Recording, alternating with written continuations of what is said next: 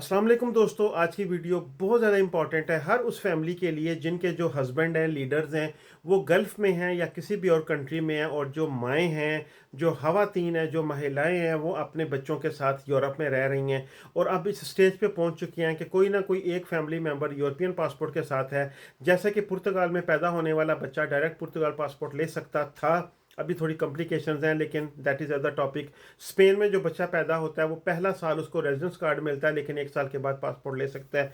तो फैमिली में अगर किसी एक बंदे के पास यूरोपियन पासपोर्ट है तो उस बेस के ऊपर जर्मनी आना आसान हो जाता है। ऐसा कागजों में कहते हैं, ऐसा आपको हर जगह मिलेगा। यूरोपियन ट्रीटी ला, आप यहाँ पे आए आपको डॉक्यूमेंट्स मिलेंगे, ये होगा वो होगा, लेकिन मेरा काम है आपको सारी चीज़ें बताना।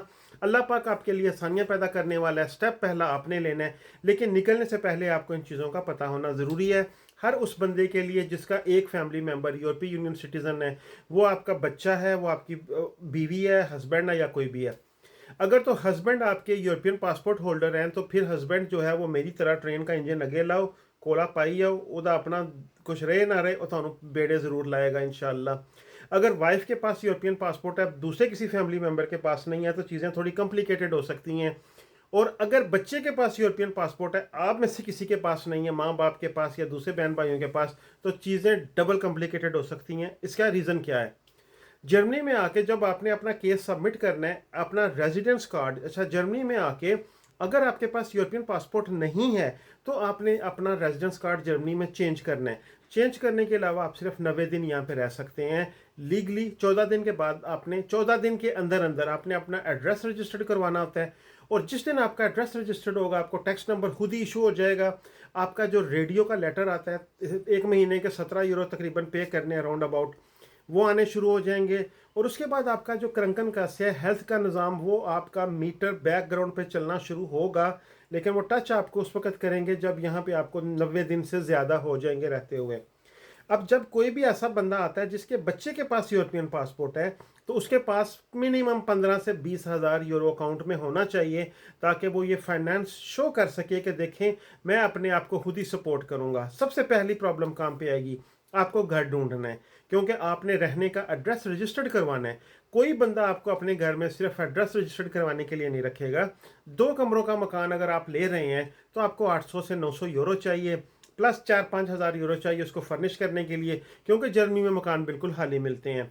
मकान मिलता कैसे है? अगर आप यहाँ पे बिल्कुल नए हैं, लैंग्वेज नहीं आती, रेफरेंसेस नहीं है, जॉब नहीं करते, आपके पास कोई भी शो करने के लिए सैलरी शीट नहीं है, अकाउंट में आप भले 2 लाख यूरो लेके आ जाएं और बंदे को कहें जी यार 2 लाख यूरो पे आप मकान दे दे, कोई बंदा नहीं देगा।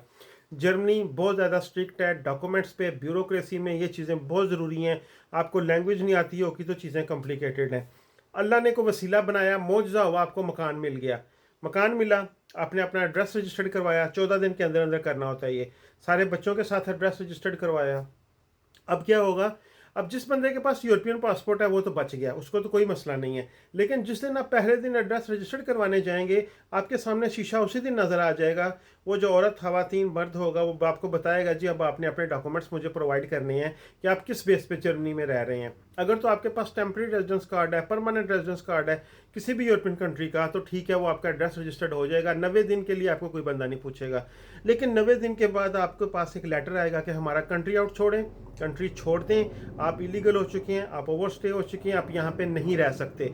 तो 90 दिन के अंदर अंदर आपने अपने रेजिडेंस कार्ड की एप्लीकेशन अप्लाई करना होती है। अब रेजिडेंस कार्ड की जब आप एप्लीकेशन अप्लाई करेंगे हाउस स्टैंडर्ड भ्योड़े में या क्राइस्ट हाउस जो है जो भी है वहाँ पे, तो होगा क्या, वो आपसे मांगेंगे आपका फाइनेंशियल स्टेटस क्या है। अगर तो आपके पास बैंक में बैलेंस है, जितने बंदे हैं, फॉर एग्जांपल अगर मियाँ बीवी हैं, 2 बच्ची हैं, तो आपको मिनिमम 2500 यूरो नेटो चाहिए। अब 2500 को 1 साल से ज़रब दे लें, 25-30 हज़ार यूरो आपके अकाउंट में 20 हज़ार यूरो तक भी हो, तो आप उनको वो वाली स्टेटमेंट दिखा सकते हैं। उन पैसों का कहाँ से लीगल कनेक्शन है वो भी आपने दिखाना है। अगर आप पुर्तगाल से आ रहे हैं, स्पेन से आ रहे हैं, वहाँ के आपने वीदा लाबोरल अपनी सारी हिस्ट्री दिखानी है कि ये देखिए हमें यहाँ से लीगल पैसे आए हैं, तो फिर वो आपकी एप्लीकेशन को काउंट कर सकते हैं, एक्सेप्ट कर सकते हैं कि ठीक है ये बंदे हम पे बोझ नहीं बनेंगे। बच्चों के जो पैसे लगते हैं, फी बच्चा 255 यूरो आपको मिलते हैं बच्चों की 18 साल की उम्र होने तक, वो उस वक्त मिलने हैं जब यहाँ पे आपका एड्रेस रजिस्टर्ड हो गया, आपका यहाँ पे औसलैंडर भ्योड़े में इंदराज हो गया, और आपकी कोई ना कोई काम की एक्टिविटी स्टार्ट हो गई। मेरे पास यूरोपियन पासपोर्ट है और मैं अभी तक हर 6 महीने के बाद अपनी तनख्वाह की रसीदें उन्हें भेजता हूँ बताने के लिए कि मैं यहीं पे रह रहा हूँ, मैं काम कर रहा हूँ, मैं हेल्प को नहीं ले रहा। और अगर ना भेजूँ तो जो बच्चों के पैसे मिलते हैं वो वहीं पे स्टॉप हो जाते हैं। उनको आप छोड़ें, फ़िलहाल आपने सबसे पहले रेजिडेंस कार्ड लेना है उन बंदों का जिनके पास यूरोपियन पासपोर्ट नहीं है। तो अगर आप यहाँ पे वर्क कॉन्ट्रैक्ट ढूंढ लें तो चीज़ें बहुत आसान है। मर्दों के लिए काम ढूंढना ज़्यादा आसान होता है। उसकी वजह यह है कि वो हर तरह का ऑड काम भी कर सकते हैं। आई मीन स्टार्ट पे जो प्रोसेस स्टार्ट करने के लिए। लेकिन बीवियों के लिए, ख़वातीन के लिए things can be hard because language का प्रॉब्लम और एक नए मुल्क में आना, ब्यूरोक्रेसी का, डॉक्यूमेंट्स का, हर चीज़ को फेस करना, इट विल बी हार्ड। मेरी नज़र में अगर तो हस्बैंड साथ नहीं है, अगर बीवी अकेली हैं और वो अब सोच रही हैं कि बच्चों को मूव करना है, आपके लिए the biggest challenge will be बच्चों का school, biggest challenge will be finding a home, biggest challenge will be आपने सपोर्टिंग डॉक्यूमेंट्स पूरे करने हैं to show the authorities that you will not a burden on the government. और मेरी नज़र में as a experience having in Germany from last 2-3 years, I think that is not a good decision. क्योंकि आप 6-7-8 महीने के बाद इस स्टेज पे पहुंचेंगे कि मैं गलत स्टेप ले चुका हूं या चुकी हूं। अगर तो आपको यहाँ पे काम मिलता है, सबसे बड़ा मसला है काम का। अगर आपको लीगल काम मिलता है, अगर तो यूरोपियन पासपोर्ट है हस्बैंड के पास, फिर 90% चीज़ें आसान है। अगर यूरोपियन पासपोर्ट है माँ के पास, 90% चीज़ें आसान है। क्योंकि वो जो हैं वो लीड कर रहे हैं, वो यूरोपियन पासपोर्ट सबको अम्ब्रेला कवर कर रहा है और ये यूरोपियन पासपोर्ट जॉब करेगा, सारा कुछ कवर हो जाएगा। बच्चे की बेस पे इन दूसरों को कवर करना बहुत मुश्किल होगा। इस बच्चे का आपके साथ एक घर में एड्रेस पे रहना ज़रूरी है। उस बच्चे के पासपोर्ट का सिर्फ ये फ़ायदा होगा कि जब आप एप्लीकेशन फॉर्म फिल करेंगे तो वहाँ पे लिखा जाएगा कि फैमिली मेम्बर्स में लिखा आता है माँ, बाप, बहन, भाई। तो वहाँ पे जब आप एक बच्चे का लिखेंगे नेशनलिदाद, स्पेनिश में नेशनलिदाद कहते हैं, यहाँ पे स्ट्रासबुर्गर शाफ्ट कि कौन सी नेशनलिटी है, तो आप लिखेंगे पुर्तगाल, तो वो फिर यूरोपियन फैमिली मेम्बर के अंदर आ जाएगा। और आपने ऑफ कोर्स आपके पास कोई ना कोई फैमिली बुक होगी, पार्टिदा दे नासिमिento जो होता है, यहाँ पे हम उसे फाकुंडे कहते हैं, वो डेट ऑफ बर्थ सर्टिफिकेट जो है। तो ये चीज़ें जब आप प्रोवाइड करेंगे तो आपका फैमिली लिंक शो होगा और आपको डॉक्यूमेंट्स, पहला कार्ड ही 5 साल का मिलेगा। नॉर्मल रेजिडेंस कार्ड चेंज नहीं होता, परमानेंट रेजिडेंस कार्ड चेंज नहीं होता।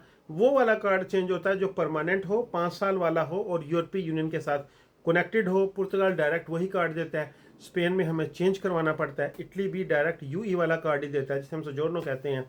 तो वो चेंज हो जाते हैं लेकिन वो फिर 1 साल का कार्ड मिलता है। और अगर बच्चा यूरोपियन यूनियन सिटीज़न है, आपके साथ आया हुआ है, जॉब मिल गई है, वर्क कॉन्ट्रैक्ट साथ लगा हुआ है, घर पूरा है, बच्चे स्कूल जा रहे हैं, सारा कुछ आपका सिस्टम चल पड़ा है, आपके डॉक्यूमेंट्स आपको उस वक्त मिलने हैं जब आपने उन्हें शो करना है कि हमारे पास घर है, हमारे बच्चे स्कूल हमने ढूंढ लिया है, उनके दाखिले होने शुरू हो गए हैं, हमें काम मिल गया, ये हमारा प्री कॉन्ट्रैक्ट है, या हमारे पास इतने पैसे हैं, ये हमारे।